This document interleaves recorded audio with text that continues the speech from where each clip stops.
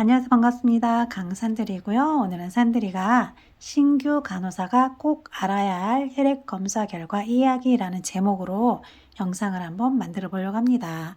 우리가 신안이 오면은 기본적으로 어드미션 랩을 나가게 되잖아요. 근데 그 항목이 뭐 CBC라든지 아니면 LFT 그리고 이제 나머지 각 병원에서 필요한 항목을 나가게 되는데요. 산들이는 산들이 병원에서 하고 있는 항목을 기준으로 영상을 한번 만들어 보려고 합니다. 자, 첫 번째 CBC에 관한 이야기를 한번 해 보려고 하는데요. 이게 지금 산들이 병원에 입원해 계시는 환자분 검사 결과지거든요. 그래서 한 장, 두 장, 세 장으로 되어 있는데 첫 번째 보시면은 CBC로 싹 되어 있고 그 밑에 LFT 항목이 쫙 있고 그 밑에 유린 항목이 쫙 있잖아요. 그리고 두 번째 장으로 왔더니 유린이 이어져 있는 다음에 갑자기 또 LFT로 검사한 항목이 이렇게 쫙 CRP까지 나와 있잖아요. 그 밑에 또 ESR이 있어요. ESR은 CBC로 검사하는 거잖아요. 그리고 이 뒷장을 봤더니 또 HbA1c도 역시나 CBC로 검사하는 거예요.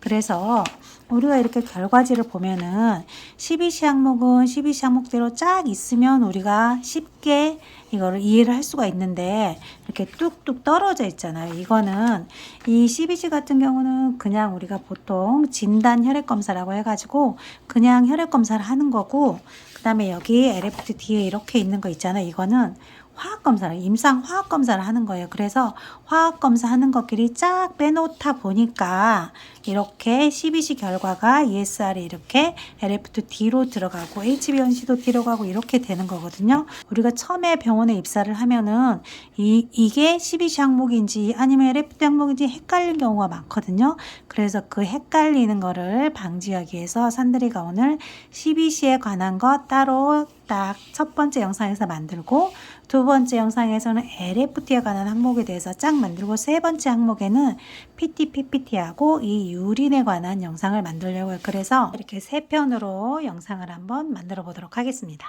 자, 먼저 첫 번째 슬라이드 CBC 검사인데요. 이 CBC 검사는 왼쪽에 여기 위에 있잖아요. 왼쪽 위에 이게 지금 CBC 보틀이잖아요. 그래서 EDTA 튜브라고 해가지고 CBC 보틀인데 이 보틀로 CBC 검사를 나가고요. 밑에 이 항목은 지금 실제로 산들이 병원에서 검사한 결과지 조금 전에 산들이가 보여드렸잖아요. 그거를 지금 이렇게 축소를 해서 여기다 넣어놓은 건데요.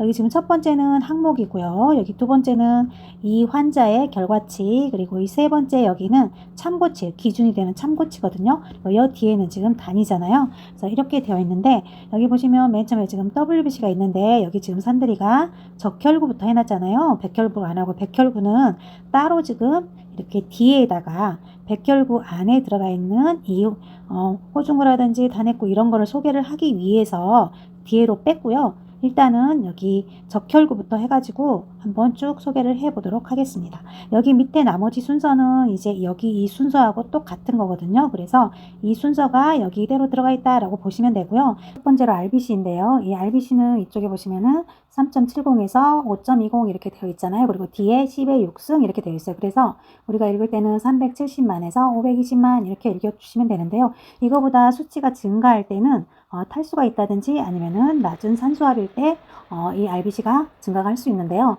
예를 들면은 우리가 무슨 COPD처럼 폐 질환이 있는 사람 있잖아요. 이런 사람들은 산소를 깊이 숨을 마시지 못하니까 산소압이 떨어지면서 산소가 조금 들어올 수 있잖아요. 그럴 때 우리 몸에서는 산소가 너무 부족하네. 그러면은 산소를 싣고 올 수 있는 적혈구를 많이 만들어야겠다 해가지고 막 적혈구를 만들어내는 거예요. 그러면서 적혈구 증가가 일어날 수 있고요. 다음은 이제 감소인데요. 이 감소는 뭐 만성 간염이 있다든지 아니면 빈혈이 있을 때 감소할 수가 있는데 이 빈혈이라는 거는 보통 용혈이라든지 아니면 출혈 또는 뭐 골수에서 이 혈액을 만들어내지 못할 때 그래서 골수 부전이 있을 때 빈혈이 생길 수 있잖아요. 그래서 우리가 이 적혈구가 감소했다 하면은 그럼 이 사람은 빈혈이 있을 수 있겠구나 이렇게 생각을 하시면 되겠습니다.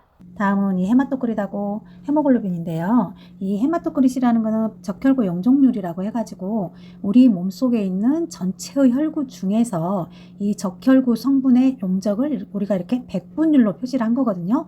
그렇기 때문에 이 적혈구 양이 적으면은 이 헤마토크릿 양도 당연히 줄어들 수 있고요. 이 헤모글로빈도 역시 이 적혈구 안에서 이 헤모글로빈이 산소 분자하고 이렇게 결합을 해가지고 우리 몸에다가 산소를 운반해 주잖아요. 근데 만약에 적혈구가 적잖아요. 그러면은 적혈구 안에 헤모글로빈이 있기 때문에 당연히 헤모글로빈 양도 줄어들겠죠. 그래서 이 세 가지는 뗄래야 뗄 수가 없는 거예요. 그래서 보통 우리가 이 세 가지가 한꺼번에 증가를 했다 하면은 혹시라도 이분이 COPD 때문에 숨쉬기가 힘들지 않나 아니면 탈수가 있지 않나 이런 생각을 해 보셔야 되고요. 또는 전체적으로 이 세 가지가 감소가 됐다 하면은 혹시 이분이 빈혈이 있지 않나 어딘가에 출혈이 있지 않나 또는 영양 부족이 있지 않나 이렇게 생각을 해 보시면 되겠습니다. 그리고 우리가 이 빈혈 환자들한테 보통 뭐 비타민 12라든지 아니면 엽산 섭취를 권장하잖아요. 근데 그 이유가 뭐냐면은 이 헤모글로빈이 철 성분을 가지고 있는 단백질이거든요. 그렇기 때문에 적혈구가 떨어지면 그 안에 있는 헤모글로빈 양도 줄어들고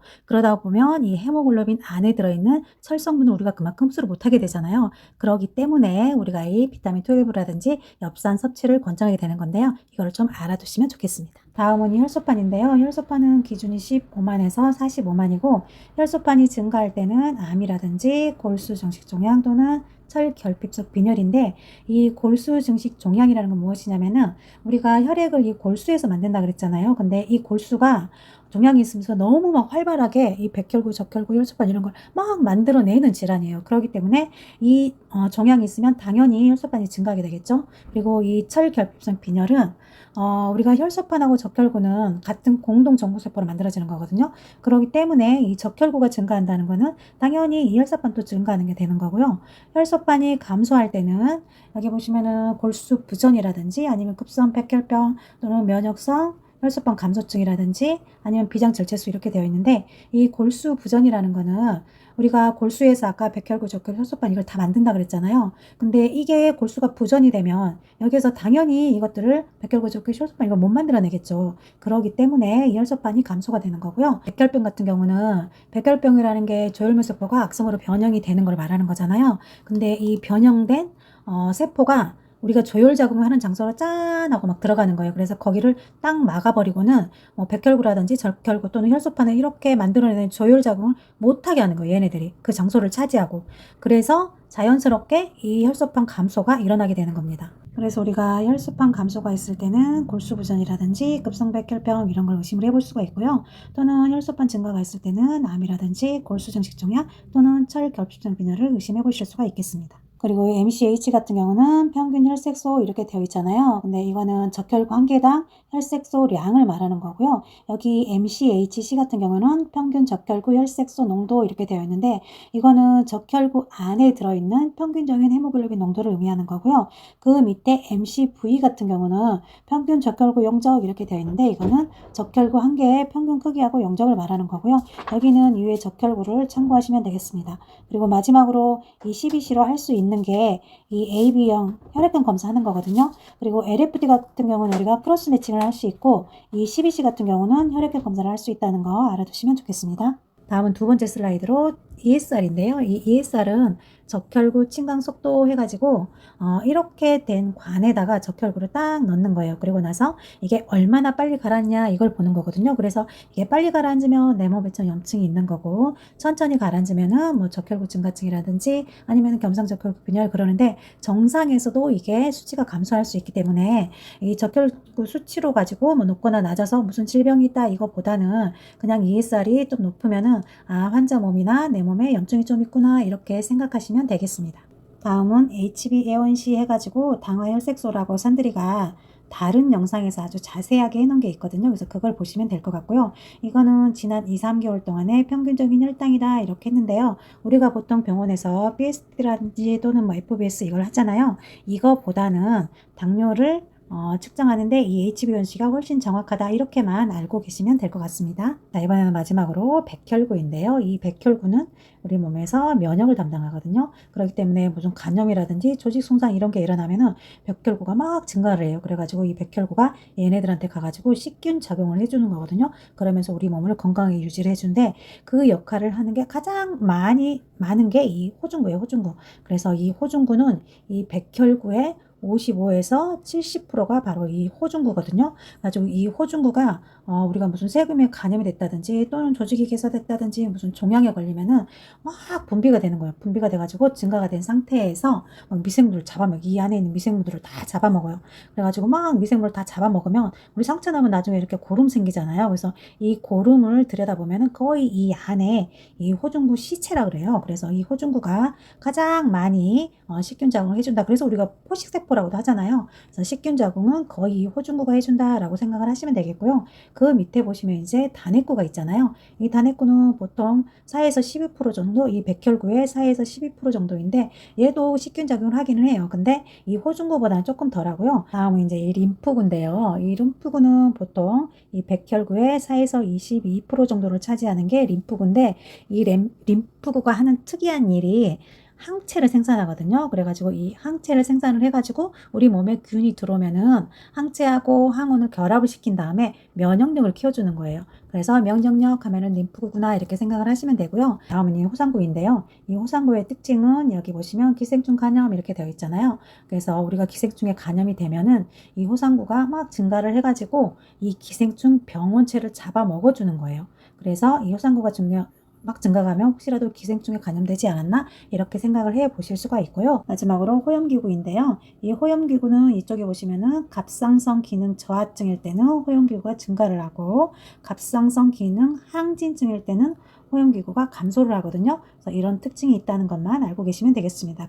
이렇게 해서 이 12시 검사로는 우리가 백혈구, 적혈구, 그리고 혈소판이 있잖아요. 그리고 ESR, HbA1C를 검사하는구나. 이 정도 알아두시면 되고요. 또 한 가지는 우리가 ABO 혈액형 검사 있잖아요. 이것도 이 12시 검사를 할 수 있고요. 그 중에서 이제 백혈구 수치가 갑자기 확 올라갔다 하면은 혹시라도 환자가 세균에 감염이 되어 있지 않나 또는 백혈병이지 않나 이런 거를 의심을 해 보실 수가 있고요. 그리고 적혈구가 갑자기 확 올라갔다 하면은 혹시라도 탈수가 되지 않았나 이거를 잘 살피셔야 되고요. 또 적혈구 수치가 확 감소를 한다 하면은 혹시라도 환자가 영양결핍이나 빈혈이 있지 않나 이 정도로 생각을 하시면 되겠습니다.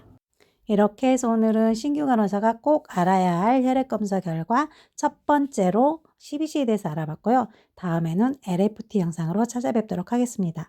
오늘도 역시나 산들이 영상 끝까지 시청해 주셔서 너무너무 감사드리고요. 다음 영상에서 뵙겠습니다. 감사합니다.